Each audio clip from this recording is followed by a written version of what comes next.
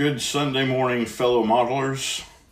This is my first installment, and maybe my only one for a while, of the Sunday morning Cars and Coffee.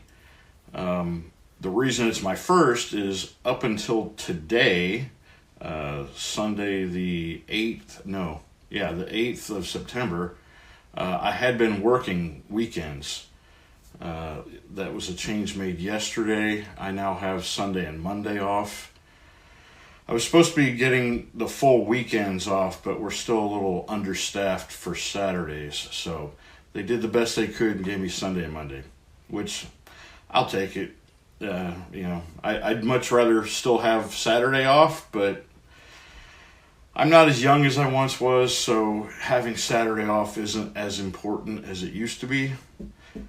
So anyway, cheers. I like my coffee like I like my women. Hot. Anyway, so y'all know I'm really more of an airplane guy. Cars have only been in my more recent history. You can tell from my mug, I was in the Air Force. I worked on B-52s as a mechanic initially, and then I was on the B-2 bombers for a while. Spent a little bit of time as a helicopter flight engineer in training. So a lot of my modeling past has been around airplanes. But here and there, since I was a kid, I've done a few cars. They just weren't my biggest interest. And then this year I started my YouTube channel, and the first real model we did on here was my F4F Wildcat, an airplane, obviously. But one model I built before I actually started the channel was this Nova. And this is probably the first car I have built, probably since I was 17 or 18 in high school back in 88 or 89.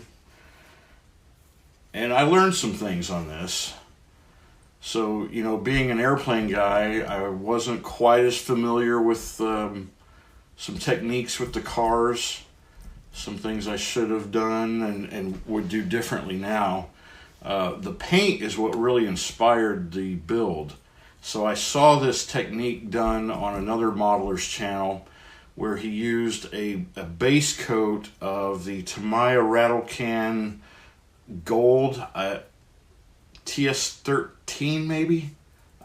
Don't quote me on the paint can number, but it was gold, I remember that. So I actually decanted that into my airbrush and then sprayed it. Went down gorgeous. And then on top of his, he used a clear red from Mr. Hobby. I'm not a big red fan. Green's more my thing. And being a Notre Dame fan, it was that also inspired it somewhat. So I used the green. And it was going pretty well. It's got a bit of depth to it. It didn't turn out quite as well as his did in the red, I don't think. And it's done in several layers, but I think a couple of them I might have got it a little too heavy, because around some of the sharper edges, it kind of darkened up, so it kind of clung, if that makes sense, to the edges, where it didn't flow out like it should have maybe. And I'm not really impressed with this car kit. This one has the quarter panels come detached from it, and you add those. And I think if I were to do it different now, I would add those panels from the very beginning and take care of that gap, the seam line. It just doesn't look good adding it later the way the instructions have you do it. So that's one thing I learned. This is also the first kit where I really did any aftermarket stuff. The engine is a 3D printed engine from, I want to say it's Texas 3D on eBay. and it turned out really good. I do like the engine. I did wire it, and in fact it is wired properly in firing order. And you can see I kind of gave up on it a little bit. Because of the way the quarter panels fit on the nose, the grill, the grill bumper, the whole front portion of it didn't line up quite right. There's big gaps, and I couldn't get it to stay on. I actually ended up using some CA glue on it, and of course that fogged on me a little bit, so it ruined a little bit of the paint work. This is by far from being a show car. Another thing that I had an issue with, and I'm not sure what it is, this is the first one I've had an issue with. My pickup truck, I had the same issue. The rear tires, I don't know if it's really visible on here or not, but they're cambered. I gotta squeeze them in a little bit to get them to sit vertical like they should be. I think you can kind of see the way they're kicked out a little bit.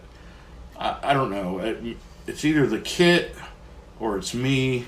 I'm not real sure. Maybe you guys can tell me if that's a common issue, or what am I doing wrong that is making that happen. The interior, I don't know. It was, well, let's turn it this way because there's no driver's side window. I don't know if this will show up or not. Kinda. I want to say I did use an aftermarket shifter and knob on there. No, actually that's the kit shifter, but I did modify it some. I drilled some lightning holes into the shifter, and then used the Molotow chrome pen, which is something else, was a first for me. I'd never used the Molotow pen, and people talk highly of it, so I used it to do my window trims, my door handles, my badging, the keyhole locks. If I were to do that again, I would not use the Molotow pen on my window trim. I would use bare metal foil. I have used it since this model, and I don't have a big issue applying it, so I think I like it a little better. But yeah, so this is the first car in a long time. It's got issues. The hood doesn't fit with the blower on there, so it just barely rests on the edge of the blower. I can get it over that if I slide it forward, but it doesn't sit down all the way. So I display it with the hood just resting on the blower. Now I probably won't get it off. Anyway. And really, the only other cars I've had are the ones that you've seen in the last 6-7 months on my channel. So yeah, I probably won't have any cars and coffee for a while to talk about, because I just don't have that many on the shelf to show you. And what I have on the shelf you've already seen. So anyway, y'all have a great week. I'm gonna spend some time in my shop today and tomorrow, now that I have Monday off. And we'll get some more work done on the current project, the Mustang diorama. And peace and love.